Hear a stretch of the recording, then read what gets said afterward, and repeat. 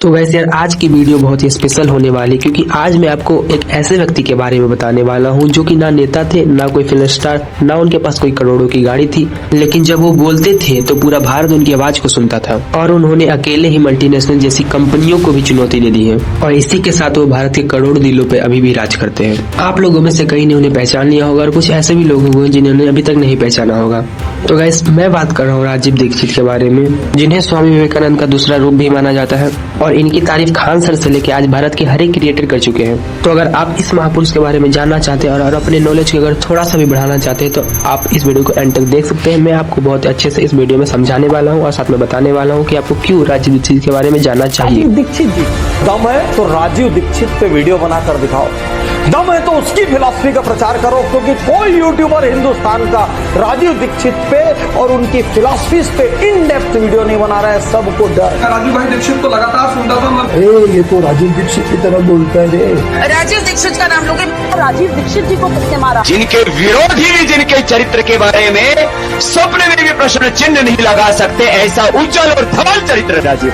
ये टाइम है 30 नवंबर 1967, जब उत्तर प्रदेश के एक छोटे से जिले अलीगढ़ में राजीव दीक्षित का जन्म होता है। मैं उनकी क्वालिफिकेशन आपको ज्यादा नहीं बताऊंगा गाइस, क्योंकि उनकी क्वालिफिकेशन बहुत ही ज्यादा है। मैं सिर्फ आपको शॉर्ट में बता देता हूं कि उन्होंने एमटेक किया है, बीटेक किया, फिलोसफी किया और पीएचडी भी किया है। जब वो अपनी क्वालिफिकेशन को पूरा करते हैं तो वो देखते हैं कि भारत में बहुत बड़ी बड़ी कंपनियां आ चुकी हैं, जो कि भारतीयों को भला तो कर नहीं रहे, उल्टा उनको लूटे जा रहे हैं और उनकी सेहत के साथ खेल रहे हैं। उन्होंने सबसे पहले हमारे घरों में घुसा हुआ कचरा को साफ करना शुरू किया। टूथपेस्ट में मौजूद फ्लोराइड जो दांत नहीं दिमाग को कमजोर करता है। कोल्ड ड्रिंक में सिर्फ चीनी ही नहीं, ऐसे ऐसे केमिकल होते हैं जो कि आपकी हड्डियों को खोखला भी कर सकते हैं। दवाई कंपनी आपके बीमारी को खत्म करने के लिए नहीं, बल्कि आपको लाइफ टाइम कस्टमर कैसे बनाया जाता है उसके लिए काम करती है। आप खुद सोचिए, जब आप दवाई खाते हैं उसके बाद आपकी बीमारी खत्म होती है तो एक फिर से नई बीमारी जन्म ले लेती है। उन्होंने कहा है कि इंडिया में हेल्थ केयर नहीं, डिजीजेस केयर सिस्टम चल रहा है। और फिर शुरू हुआ उनका सबसे बड़ा मिशन, स्वदेशी आंदोलन। उन्होंने कहा है सिर्फ 10 रुपए का सामान भी हम भारतीय देसी खरीदे तो हम भारत में अरबों रुपए बचा सकते हैं। सोचिए, क्या यह मुश्किल है? राजीव दीक्षित की यही बातें बड़े बड़े नेता और उद्योगपतियों को चुभने लगी थी। इसके बावजूद वो कहते थे कि अगर सच बोलने के लिए जान भी देनी पड़ी तो मैं तैयार रहूंगा। पर इसके बारे में हम बाद में बात करेंगे गाइस। पहले मैं आपसे एक सवाल पूछता हूँ। आपको याद है बचपन में दादी नानी नींबू पानी पिलाती थी और लस्सी भी बनाती थी, और हम सभी उससे बड़े मजे से पीते थे। लेकिन आज हम अपने हाथ में क्या पकड़ते हैं? Coca Cola, Pepsi. कभी सोचा है ये क्यों हुआ? यही सवाल राजीव दीक्षित उठाते थे। वो कहते थे विदेशी कंपनियां हमारे गन्ना का रस, लस्सी और हमारी पहचान को छीन रही है और हमसे अरबों रुपए लूट रही है। आप सोचिए, एक गिलास नींबू पानी 5 रुपए की आती है और एक बोतल कोल्ड ड्रिंक 40 रुपए की आती है। फायदा किसका हो रहा है, हमारा या उनका? मैं ये नहीं बोल रहा हूँ कि आप कोल्ड ड्रिंक पीना कम कर दो, मैं तो बोल रहा हूँ आप पियो ही मत। तो वैसे एक मजाक था, वैसे बात तो सही थी। अब आते हैं नेक्स्ट टॉपिक पर। राजीव दीक्षित की असली ताकत थी उनकी आवाज। वैसे मेरी तो गंदी, बट उनकी बहुत ही अच्छी थी। और मैं यहाँ पे टोन की बात नहीं कर रहा हूँ, क्योंकि लड़कों की तो ऐसे भी खराबी होती। मैं यहाँ पे कम्युनिकेशन स्किल की बात कर रहा हूँ, जो कि राजीव दीक्षित की बहुत ही अच्छी थी। वो जिस भी मंच पर खड़े होते हजारों लोग उनके पास खींचे चले आते।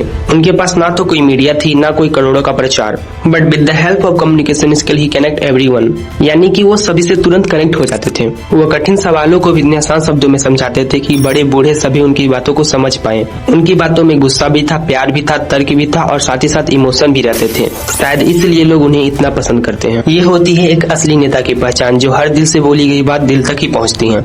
लेकिन दोस्तों, जहां सच बोला जाता है वहां दुश्मन भी बनते हैं, और राजीव दीक्षित के साथ भी यही बात हुआ। वह सभी बड़ी बड़ी कंपनियां और नेताओं की नजरों में खटकने लगे। 28 नवंबर 2010 यह वह दिन है जब राजीव दीक्षित छत्तीसगढ़ के मुंगेली में भाषण दे रहे थे अपना।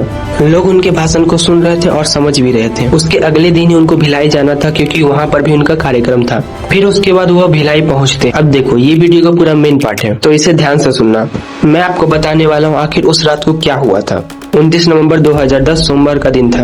राजीव दीक्षित को दुर्ग जिले की तरफ जाना था, जिसमें उनके साथ 2 जन और होते हैं, जिसमें से पहला उनका मित्र दया सागर होता है और दूसरा कार का ड्राइवर होता है जिसका नाम था कन्हैया।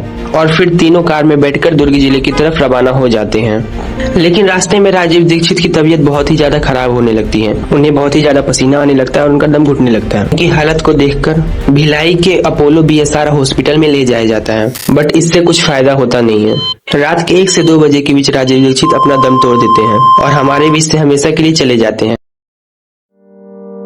और भारत देश में एक हीरे की कमी हो जाती है और इस कमी को अभी तक किसी ने पूरा नहीं किया है। आप चाहो तो इस कमी को पूरा कर सकते हो वीडियो को शेयर करके, ताकि राजीव दीक्षित के बारे में सभी को पता चले। अब कहानी के दूसरे पार्ट पे चलते हैं। जब डॉक्टर से पूछा जाता है कि इनकी मृत्यु कैसे हुई, तो इनकी मृत्यु का कारण हार्ट अटैक बताया जाता है, जो कि बिल्कुल एक्सेप्ट करने लायक नहीं था, क्योंकि जो इंसान 20 सालों में कभी बीमार नहीं पड़ा वो कभी हार्ट अटैक से नहीं मर सकता। फिर इनकी डेड बॉडी को चार्टर प्लेन से पतंजलि ऑफिस लाया जाता है, जहाँ उनकी बॉडी पूरी नीली पड़ चुकी थी, जैसे कि उन्हें पॉइजन दिया गया हो। जब ये सवाल रामदेव बाबा से पूछा जाता है तो वो लोगों की बातों को इग्नोर करना शुरू कर देते हैं। जब लोग ज्यादा सीरियस होते हैं तो वो बोलते हैं कि प्लेन से लाते वक्त उन्हें एक इंजेक्शन दिया गया था, इसलिए बॉडी नीली पड़ गई है। सिंपल सा बात है, डेड बॉडी में ब्लड सर्कुलेशन नहीं होता है, तो इंजेक्शन देने से उनकी बॉडी पर कोई फर्क नहीं पड़ेगा। जब लोग पोस्टमार्टम का डिमांड करते हैं तो उनकी बातों को दबा दिया जाता है, और रामदेव बाबा भी पोस्टमार्टम के खिलाफ थे और जल्दी जल्दी इनकी बॉडी को दाह संस्कार कर दिया गया हरिद्वार में, और इसी दिन राजीव दीक्षित का चैप्टर समाप्त हो जाता है। वो तो चले गए, पर उनकी सोच अभी भी हमारे पास है। मैंने वीडियो के स्टार्टिंग में बोला था गाइस, आपको राजीव दीक्षित के बारे में क्यों जानना चाहिए। आई होप आपको आंसर मिल गया होगा। बाकी गाइस, अगर वीडियो अच्छा लगा तो चैनल को सब्सक्राइब करना और कमेंट कर सकते हो फॉर पार्ट 2।